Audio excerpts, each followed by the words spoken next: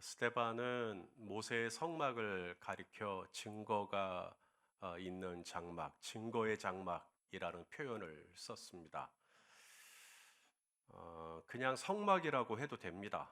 그래도 그 자리에 있는 분 다 알아듣습니다. 그런데 성막을 성막이라 하지 않고 증거의 장막이다. 이 성막은 최초의 교회당이라고 할 수가 있습니다. 하나님께서 직접 디자인하시고 설계하시고 고안하신 교회당입니다. 왜냐하면 이 모세의 성막에서 이스라엘은 하나님을 제사했습니다. 번제, 소제, 화목제, 속건제, 속죄제, 예배를 드렸단 말이죠. 또한 성막에서 이스라엘은 분향을 했습니다. 기도를 드렸어요. 성막에서 이스라엘은 찬양을 했습니다.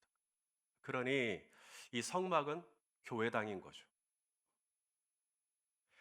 그러므로 스데반이 이 성막을 가리켜 증거의 장막이라고 말했다면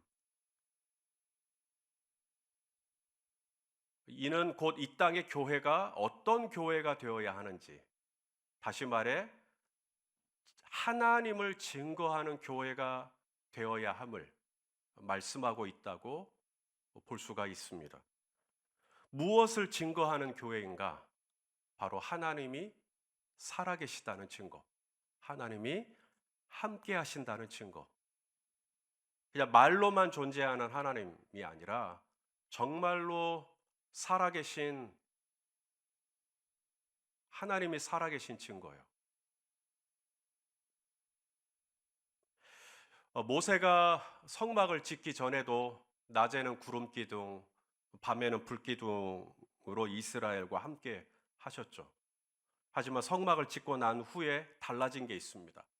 이 구름 기둥과 불 기둥의 위치가 어디냐면 성막 위에요, 이제. 자, 출애굽기 40장 38절 같이 읽겠습니다. 시작. 낮에는 구름이 성막 위에 있고 밤에는 불이 그 구름 가운데 있음을 이스라엘의 온 족속이 그 모든 행진하는 길에서 그들의 눈으로 보았더라. 여호와의 구름이 어디 위에 있어요? 성막 위에. 이것을 이스라엘 백성이 귀로 들었죠. 귀로 들은 게 아니라 눈으로 봤어. 하나님 어디 계시지? 그러면 뭐 보면 돼요? 성막을 보면 돼요. 그러면 성막 위에 구름 기둥이 쫙 있는 거예요. 이 광야와 같은 인생길을 걷는 동안에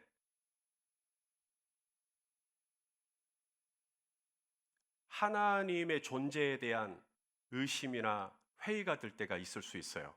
그러면 이스라엘은 성막을 가리킵니다. 성막을 봐라. 그러면 하나님이 계신 증거가 성막 위에 펼쳐져 있는 것이죠.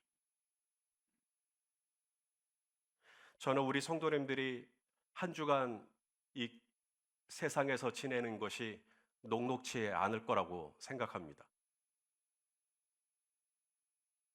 내가 너희를 보내는 것이 양을 이리 가운데 보내는 것과 같다.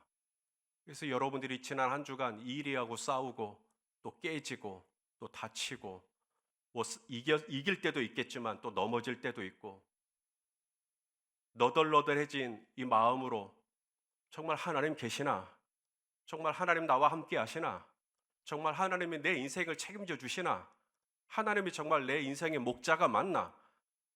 의구심들이 들 때 이스라엘 백성들이 성막을 바라보면 하나님의 구름 기둥이 그 위에 펼쳐져 있었던 것처럼 여러분들이 이 주의를 구별하고 이 교회당에 온단 말이죠.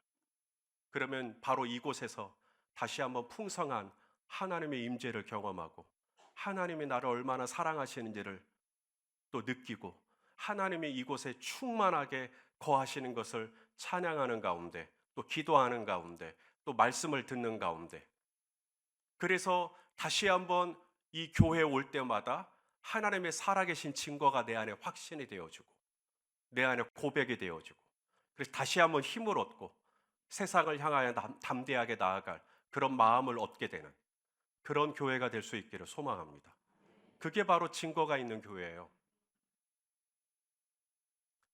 야곱이 형 에서를 피해 도망을 가다가 이제 길 위에서 잠을 잡니다. 베개가 돌이에요. 돌베개를 이제 취해서 잠을 잡니다. 꿈을 꾸죠. 하늘이 열리고 사다리가 땅에서부터 하늘까지 다 있어요. 그리고 천사가 사다리를 타고 왔다 갔다 하고 있는 거죠. 그 놀라운 장면을 이제 꿈에서 보는 것입니다. 그때 음성이 들리죠. 야곱아, 내가 너와 함께 할 것이다. 네가 어디로 가든지 내가 너와 함께 할 것이다. 네가 아버지 집으로 돌아올 때까지 내가 절대로 너를 떠나지 않을 것이다. 내가 너에게 약속한 것을 다 이루기까지 내가 절대로 네 곁을 떠나지 않을 것이다. 이런 하나님의 음성을 들어요. 그리고 잠에서 깹니다. 그리고 본인이 베개로 삼았던 그 돌 위에 기름을 붓죠. 그리고는 뭐라고 고백합니까? 따라서 합시다. 하나님이 과연 여기에 계시거늘. 하나님이 과연 여기에 계시거늘. 전에는 몰랐어요.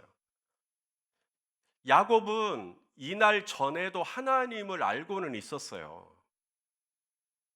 야곱의 할아버지가 아브라함 아닙니까? 아버지가 이삭이고. 그러니 하나님을 모를 리는 없죠. 하지만 하나님을 알기만 했던 그 하나님, 알기만 했던 하나님은 야곱에게 아무런 영향을 미치지 않습니다. 야곱이 눈이 어두운 아버지를 속이고 또 형 에서를 속이고 축복권을 가로채고 이런 비양심적인 행동을 할 때 하나님을 알고는 있었지만 그 하나님은 야곱에게 아무런 영향을 미치지 않는 하나님. 야곱의 양심에 조금도 무게감을 주지 않았던 하나님. 하지만 이날은 달라진 거예요. 이날. 여호와가 과연 여기 계시는구나. 하나님이 과연 여기 계시는구나. 그리고 나서 야곱의 인생의 변곡점이 시작이 됩니다. 터닝 포인트가 여기서 일어나요.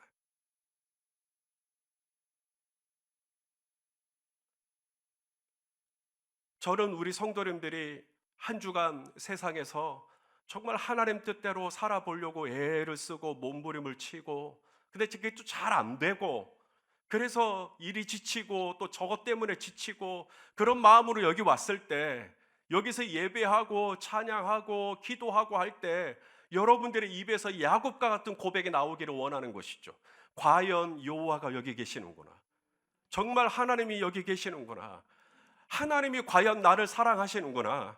하나님이 과연 내 인생을 주장해 주시는구나. 하나님이 과연 나의 쓸 것을 책임져 주시는구나. 하나님이 과연 나를 치유해 주시는구나. 하나님이 과연 나를 인도해 주시는구나. 하나님이 과연 나를 보호해 주시는구나.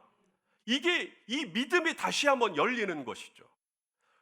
믿음이 흔들릴 때마다 이스라엘이 성막을 바라보고 성막 위에 여전히 떠 있는 여호와의 구름 기둥을 바라보면서 와, 하나님이 과연 우리와 함께 하시는구나라고 이 증거를 가질 수 있었던 것처럼 스데반은 이 땅의 교회가 바로 이 모세의 성막과 같이 하나님을 증거하는 교회, 하나님이 과연 살아계심을 체험하는 교회, 하나님이 과연 우리의 인생의 목자가 되시는 것을 인정하고 고백되어지는 그런 교회, 증거의 교회가 되기를 원했던 스데반의 마음을 우리가 확인할 수가 있는 것이죠. 그럼 어떻게 이 땅의 교회가 이런 증거가 있는 교회가 될 수 있을 것이냐라고 할 때 첫 번째가 뭐냐면 하나님이 말씀하실 때 순종하는 것입니다.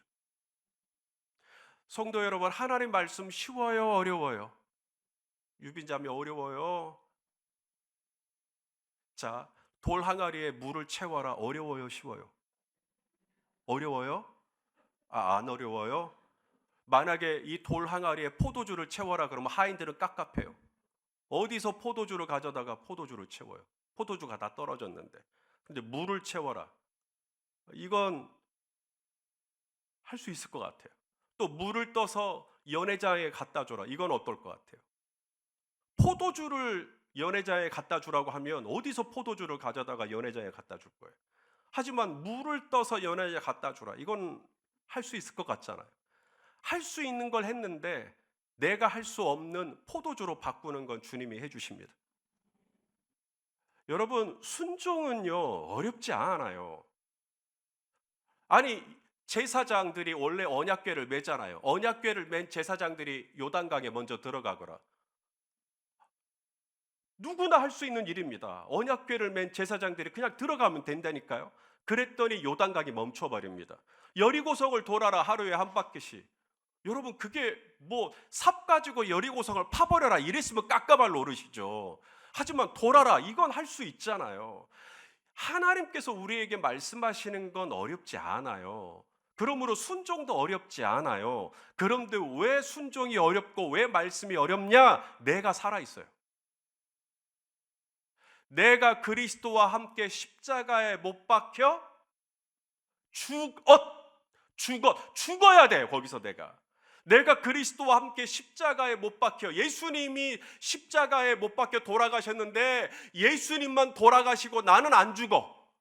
그러면 순종이 어렵습니다. 말씀이 어려워요. 왜냐하면 이게 상식적이지가 않거든요.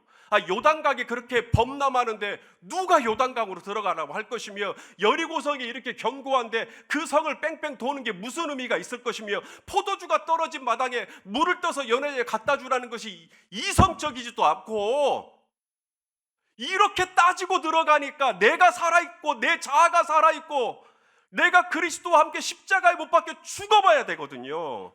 그래서 이제는 내가 사는 것이 아니라 오직 내 안에 그리스도만 살아야 되거든요.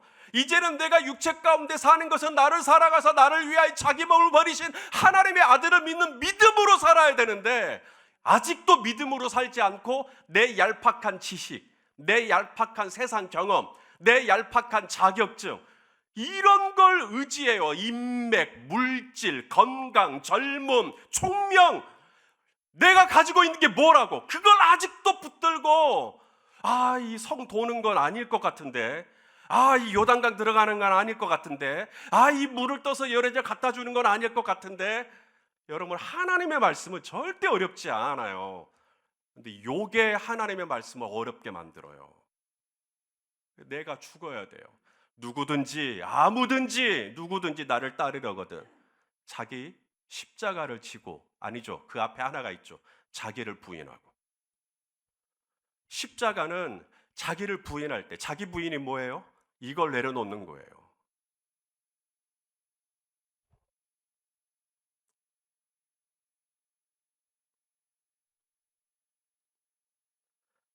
요사이 저의 가장 간절한 기도의 제목을 나눕니다. 그게 뭐냐면, 나는 죽고 오직 제 안에 예수 그리스도만 사는 것입니다.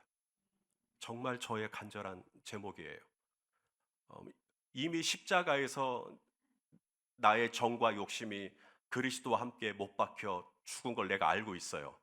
하지만 스펄전이 고백했던 것처럼 십자가에 못 박혔지만, 십자가에 못 박힌 채 역사의 기록에 의하면 한 3일도 일주일도 산답니다. 그렇게 정과 욕심이 살아있는 거예요. 아직도 못은 박혔는데 내 안에 아직도 이 꼬라지가 살아있는 거예요. 내 안에 아직도 이 욕심이 살아있는 것이죠. 그래가지고 정말 내가 그리스도와 함께 십자가에 못 박혀 죽어야 하는데 아직도 이게 살아있어가지고 이 목회를 하는데 너무 힘든 거예요. 여러분들이 힘든 게 아니고 제 안에 제가 아직도 살아있으니까. 아직도. 그러니까 자꾸 제 안에 마땅히 품지 말아야 할 이상한 마음들을 생각하게 되는 것이고, 그러니까 점점 힘들어지고 주님 앞에 부복하고 엎드려 기도하는 건, 주여 나는 죽고 오직 제 안에 예수만 살게 하여 주시옵소서.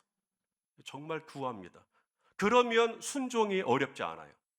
그러면 물을 떠서 갖다 줄 수 있어요. 그러면 성을 돌 수 있습니다. 이스라엘이 이게 안 되니까 40년 동안 광야를 돌았던 거예요. 40년 돌고 광야 중에 태어났던 출애굽 2세대들, 이들은 성 돌아라 그러면 성 돌아요. 왜냐하면 광야에서 자기가 다 죽은 거예요. 정말 어떻게 하면 우리 교회가 증거의 장막이 될 수 있을 것이냐? 첫째는 하나님이 말씀하시면 그대로 순종하는 것입니다. 그러면 우리 성도님들의 가정도 하나님을 증거하는 가정이 될 수 있을 줄로 믿습니다. 근데 두 번째가 뭐냐면 싸우는 거예요. 싸우는 거. 누구랑 싸우냐면 혈과 육을 가진 사람하고 싸우는 거 아닙니다. 바로 보이지 아니하는 악한 영들하고 싸우는 것이죠. 마귀랑 싸우는 것입니다.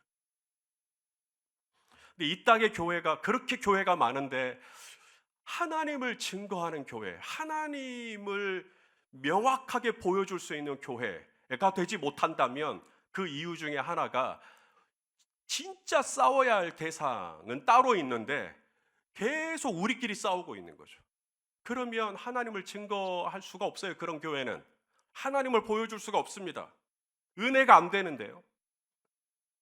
그럼 어떻게 해야 되는가? 우리가 진짜 싸워야 할 대상을 분별해야 돼요. 바로 이 악한 영들, 보이지 아니하는 악한 영들. 자, 우리 히브리서 12장 4절 말씀을 한번 같이 읽겠습니다. 히브리서 12장 4절이 준비가 안 됐네요. 히브리서 12장 4절에 이렇게 말씀하고 있어요. 너희가 죄와 싸우되 아직 피 흘리기까지는 대항하지 아니하고. 자, 누구랑 싸운다고요? 죄와. 너희가 죄와 싸우되 아직 피 흘리기까지는 대항하지 아니하고. 우리가 진짜 싸워야 할 대상은 죄예요. 죄. 이 마귀가 이 죄를 짓게 하잖아요. 그때 우리가 싸워야 한다고요. 마귀가 우리를 죄를 짓게 하려고 할 때 거짓말하는 죄, 또 어떤 음욕, 또 시기, 또 질투, 또 탐욕, 분냄, 막 이런 어떤 죄를 짓게 하려고 할 때 우리가 이걸 싸워야 돼요. 싸워요. 여러분, 싸울 때 매번 이기나요? 이 죄와 싸우는 게 아주 만만한 일이고 죄와 싸우는 게 아주 식은 죽 먹기고 그러면 피 흘리기까지 싸울 필요가 없겠죠.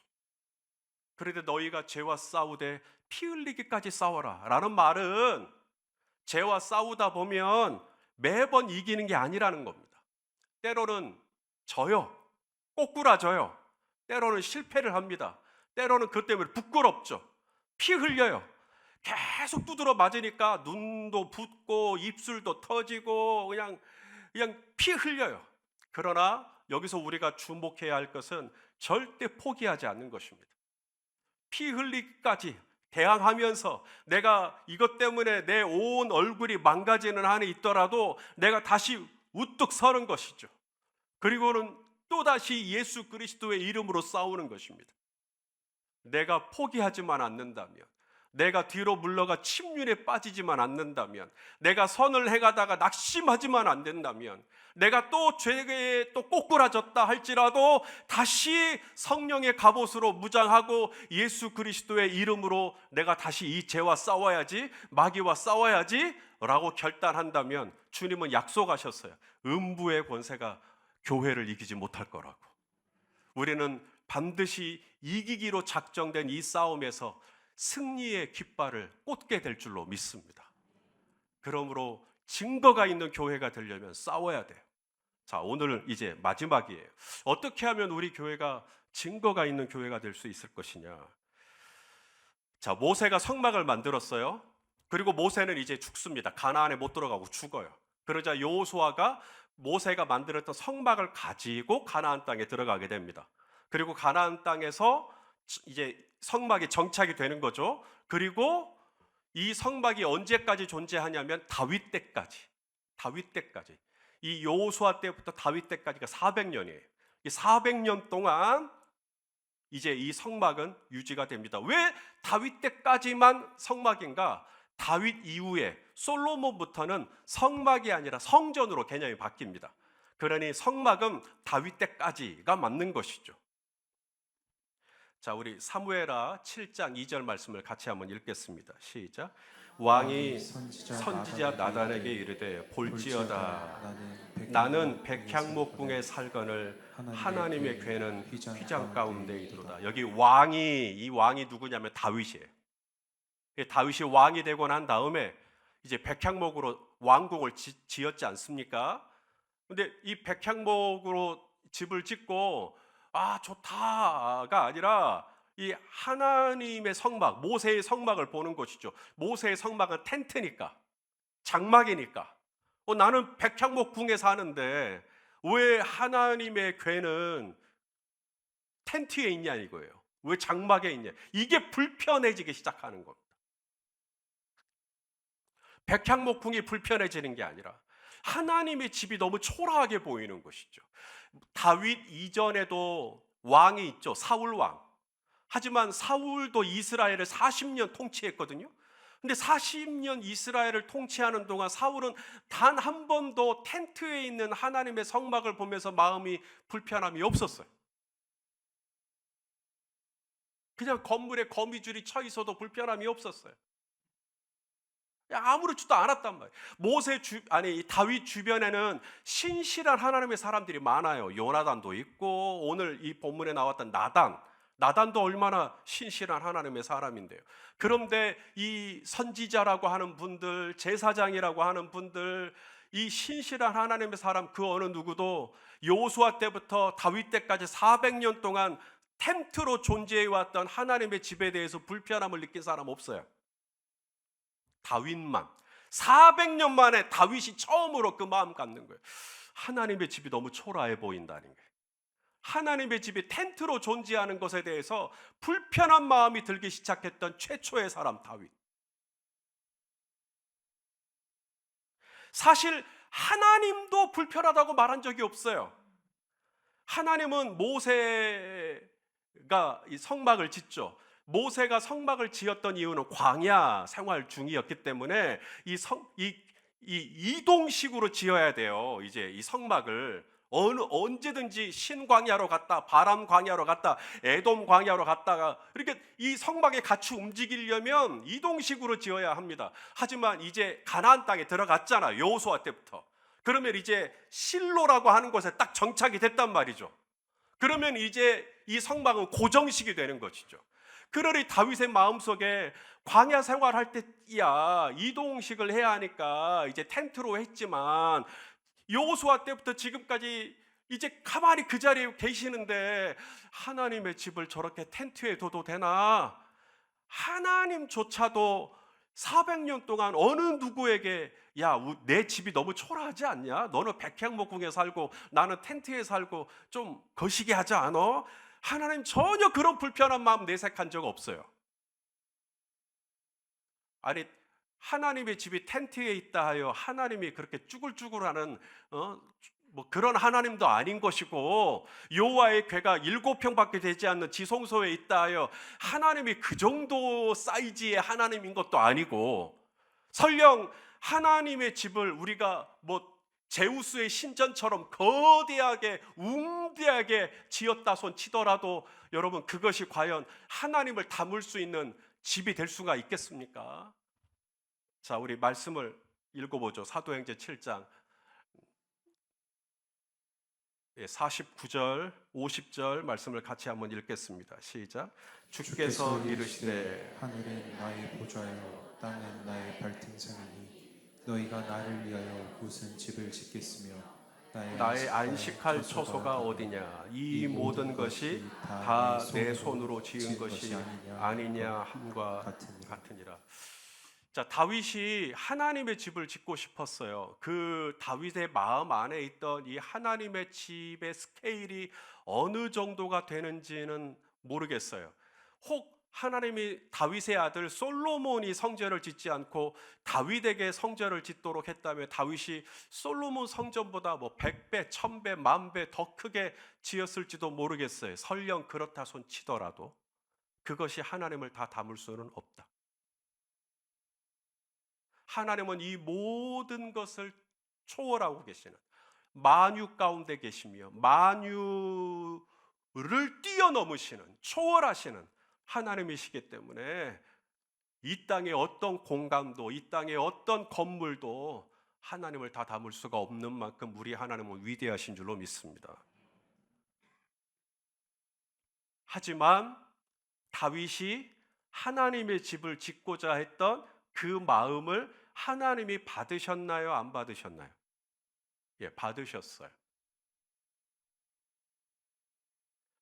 다윗이 하나님의 집을 짓도록 허락하지는 않았지만 어쨌거나 성막으로 존재해왔던 것이 성전으로 바뀌는 것에 대해서 하나님이 허락하셨습니다. 왜요?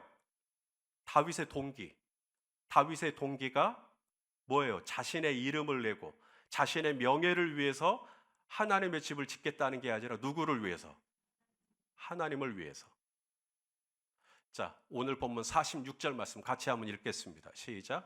다윗이 하나님 앞에서 은혜를 받아 야곱의 집을 위하여 하나님의 처소를 처소를 준비하게 하여 달라고 하더니, 다윗이 누구를 위해서? 본인을 위해서가 아니에요. 내가 이번에 근사하게 이 하나님의 집을 짓고 후대에 대대로 칭찬을 받고 인정을 받고 찬송을 받는 그런 왕이 돼야지, 그게 아니었단 말입니다. 야곱의 집을 위하여, 곧 하나님을 위하여 하나님의 집을 지어드리고 싶었던 거죠. 그 동기이기 때문에 하나님이 허락하신 것입니다. 여기서 우리가 굉장히 중요한 걸 알게 돼요. 우리 성도님들은 이렇게 믿음의 길을 걸어가다가 양갈래가 나와요. A냐 B냐. 그러면 이제 굉장히 고민하십니다. 목사님, A를 해야 될까요? B를 해야 될까요? 그러면 저는 그렇게 말씀합니다. A냐 B냐보다 중요한 게 있습니다. 그것은 우리 성도님 마음 안에 하나님의 영광을 위하는 마음이 있으면 A든 B든 상관없습니다. A 하고 싶으시면 A 하시고요, B 하고 싶으시면 B 해요. 다만 성도님 마음이 정말 하나님을 위하여, 하나님의 영광을 위하여 라는 마음이 있으면 설령 A가 맞고 B가 틀렸다 손 치더라도 하나님은 이 모든 것을 합력하여 선을 이루어 주십니다. 그러면 이제 자유함으로 선택을 하세요. 그러므로 여러분, 우리가 진짜로 중요하게 생각해야 할 질문은 A냐 B냐가 아닌 거죠. A냐 B냐보다 더 중요한 질문 앞에 우리가 서야 돼요. 내 안에 가지고 있는 이 동기가 정말 야곱의 집을 위하여, 하나님을 위하여 내가 이 집을 짓고 싶은 것이냐, 아니면 은근히 나를 위하여 이 집을 짓고 싶은 것이냐. 이걸 분별하셔야 돼요. 정말로 내가 하나님을 위하여, 이 겉은 그래요. 하나님을 위해서 내가 한다, 교회를 위해서 내가 한다. 그런데 그 안에 나를 위하여라는 마음이 이게 쫙 갈라져야 되거든요. 그래서 하나님을 위하여라는 마음으로 순수하게 되어 있어야 되는데, 여기에 내 마음, 나를 위하는 마음, 내 이름도 좀 알리고 사람들에게 좀 박수도 좀 받고 좀 칭찬도 좀 받고 이런 내 영광을 추구하고자 하는 마음이 이게 섞여 있단 말이죠. 그럼 이걸 어떻게 구별해내죠? 이걸 어떻게 갈라내야 되죠? 아주 간단하게 구별할 수 있습니다. 자, 이렇게 하시면 돼요. 다윗이 하나님을 위해서 집을 지어드리고 싶었어요. 자신은 백향목궁에 사는데 하나님의 집은 천막 가운데 있는 게 불편했던 거예요. 그래서 하나님, 저 집 지어드릴게요 했는데 하나님의 대답은 예스였어요, 노우였어요? 노우였습니다. 왜? 이유는요, 다윗이 뭘 많이 했어요? 전쟁을 굉장히 많이. 그래서 피를 너무 많이 흘려서 손에 피가 많이 묻었어요. 자, 우리 몇 절이죠? 역대상 22장 8절을 같이 읽겠습니다. 시작. 여호와의 말씀이 임하여 이르시되 너는 피를 심히 많이 흘렸고 크게 전쟁하였느니라. 네가 내 앞에서 땅에 피를 많이 흘렸은즉 내 이름을 위하여 성전을 건축하지 못하리라. 자, 다윗은 승인을 받았어요? 허락을 받았어요? 거절받았어요? 자, 이때 갈라집니다. 여러분, 하나님이 내가 하려고 하는 일을 지금 거절하신 거거든요. 그때 여러분 어떻게 반응하십니까? 거절이잖아요. 하나님, 제가 하나님을 위해서 집을 지어드리겠다니까요. 저 왕이에요. 저에게는 그럴 물질도 있고 그런 힘도 있고 제가 사람을 동원할 수 있는 능력도 있고 제가 하나님을 위해서 제가 집을 지어드릴게요. 근데 하나님이 안 된대요. 싫어요? 그래, 알았어요. 그럼 냅둬요. 나도 안 해요, 그러면. 자, 이런 반응이 아니라 다윗이 정말 하나님의 영광을 위하고자 했던 그 동기가 정말 순수했고 맞았다면 하나님이 NO 하셨을 때 그것으로 좌절하고 낙심하지 않습니다. 다윗은 하나님이 너 안 돼, 너는 집 못 지어 라고 하자. 그러면 내가 할 수 있는 건 뭐지? 그러면 내 아들이 솔로몬이 이제 집을 짓게 될 건데 내가 아들이 솔로몬이 집을 잘 지어드릴 수 있도록, 하나님의 집을 잘 지어드릴 수 있도록 내가 준비해 줘야겠다. 바로 이거요. 자, 우리 다시 한번 46절 말씀이죠. 읽어보시죠. 시작. 다윗이 하나님 앞에서 은혜를 받아 야곱의 집을 위하여 하나님의 처소를 뭐하게? 준비하게 하여 달라고 하더니, 다윗은 거절됐어요. 자신이 하려고 했던 일이 있는데 이게 꺾였어요. 이게 틀어졌어요. 이게 막혔어요. 이게 실패로 갔어요. 그랬을 때 정말 내가 하나님의 영광을 위하여 이 일을 했던 것이냐, 내 영광을 위하여 했던 것이냐가 여기서 딱 갈라집니다. 정확하게 드러나요. 여기서 내가 꼬라지가 내고 화가 나고 분이 나고 혈기가 나고 한다면 어쩌면 내 영광이 그 안에 많이 개입되어 있을 수 있어요. 근데 정말 순수하게 하나님의 영광을 위하고자 하는 마음으로만 충만해 있었다면 그 일이 딱 거절됐을 때 하나님이 이거 안 되신다고 하시네? 그러면 내가 할 수 있는 일은 뭐지? 라고 찾기 시작합니다. 그리고 그 일이 지극히 작은 일이라 할지라도 그 일을 최선을 다해서 하죠. 왜냐하면 하나님의 영광을 위한 일이니까. 자, 다윗이 한 일은 준비하는 일이었어요. 하나님의 집을 지을 수 있도록. 여러분, 준비하는 일은 태가 납니까? 안 납니까? 자, 오늘 여러분이 일부 예배를 드려요. 오늘 이 예배를 드리기 위해 적지 않은 인원이 준비를 했어요. 안 믿겨지세요? 주보를 누군가는 만들었을 거 아닙니까? 누군가는 이 본당을 청소했을 거 아닙니까? 누군가는 지난주에는 조명 2개가 불이 꺼져 있었는데 지난주 중에 누군가는 이 조명 2개를 수리를 받다라는 거 아닙니까? 음향하는 것은 어때요? 우리 헤븐스가 찬양하는 건 어때요? 여러분과 함께 찬양하는 시간이 불과 15분이지만 헤븐스는 이 15분을 위해서 2시간을 준비합니다. 누군가는 주차 봉사를 합니다. 누군가는 안내를 보고요. 누군가는 대표 기도를 합니다. 나는 그냥 오늘 예배를 드리는 것뿐이지만 내가 오늘 한 번 드리는 이 예배를 위해 적지 않은 인원이 보이지 않는 데서 준비를 해요. 여러분, 준비하는 건 태가 나는 일이 아니라 감춰지는 일입니다. 그런데도 그 일을 해요. 유명해지는 일이 아니라 무명한 일이지만 그 일을 해요. 왜? 하나님을 위한 거니까. 하나님의 영광을 위한 거니까. 야곱의 집을 위한 거니까. 나를 위해서라면 절대 안 해요. 나를 위해서라면 기왕이면 더 폼나는 일에, 사람들이 좀 알아주는 일에 어쩌면 거기에 내 자신이 들어가 있을지도 모르겠어요. 하지만 준비하는 일이고 감춰진 일이고 숨겨진 일이고 아무도 알아주지 않는 일인데 그 일을 해요. 하나님의 영광을 위해서. 저와 여러분이 이처럼 하나님의 영광을 위하는 동기로 하잖아요. 그러면 그 일이 무엇이든지 하나님이 살아계신 증거가 드러나는 하나님의 사역으로 하나님께서 영광을 받으시는 것을 믿으시길 바라요.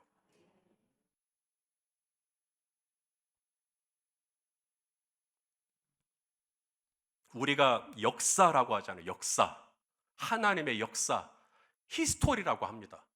이 영어로 히스토리라는 이 단어는 2개의 단어가 합성된 거예요. 아시는 분 많을 거예요. His story. 그의 이야기입니다. 역사는요. 하나님의 이야기라고요. 그게 히스토리예요. 이 땅의 모든 역사는 역사의 수레바퀴를 운행하시는 하나님의 스토리예요. 하나님의 이야기예요. 그게 히스토리입니다. 우리가 정말로 하나님이 살아계신 증거를 보여주는 교회가 되려면 이 교회 안에 히스토리가 많아야 돼요. 하나님의 스토리가 많아야 돼요. 하나님이 인도해 주시는 스토리, 하나님이 보호해 주시는 스토리, 하나님이 고쳐 주시는 스토리, 하나님이 회복해 하시는 스토리, 하나님이 주장해 주시는 스토리. 그런데 이 히스토리 안에 자꾸만 뭐가 있냐면 마이 스토리를 집어넣으려고 해요. 자꾸만 내 이야기를 끼워 넣으려고 해요. 그러면 히스토리가 약해집니다.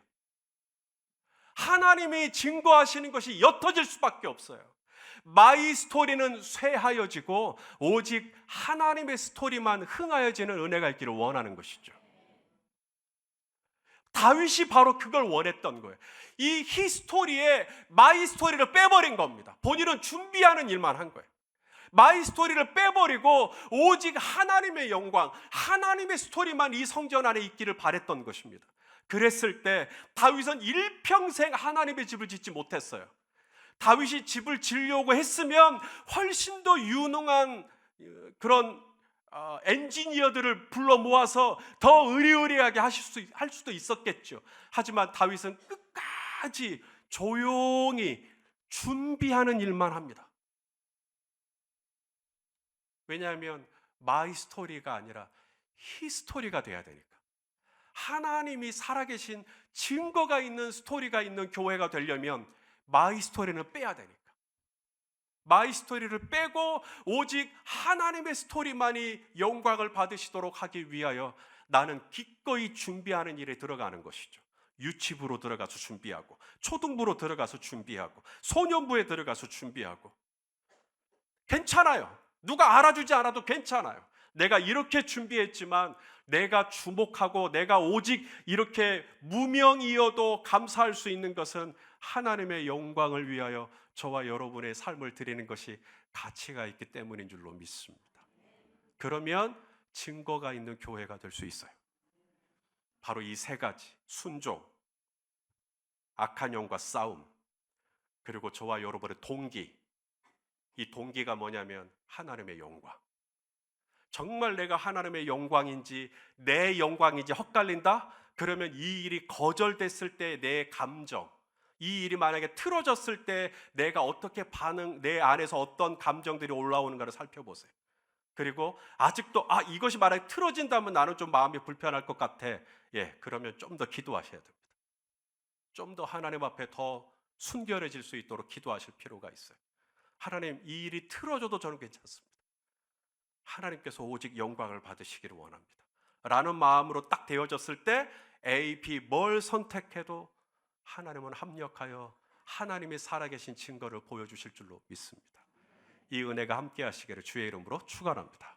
기도하시겠습니다. 하나님, 스데반이 모세의 성막을 하나님이 살아계시는 증거를 나타내는 장막이라고 했습니다.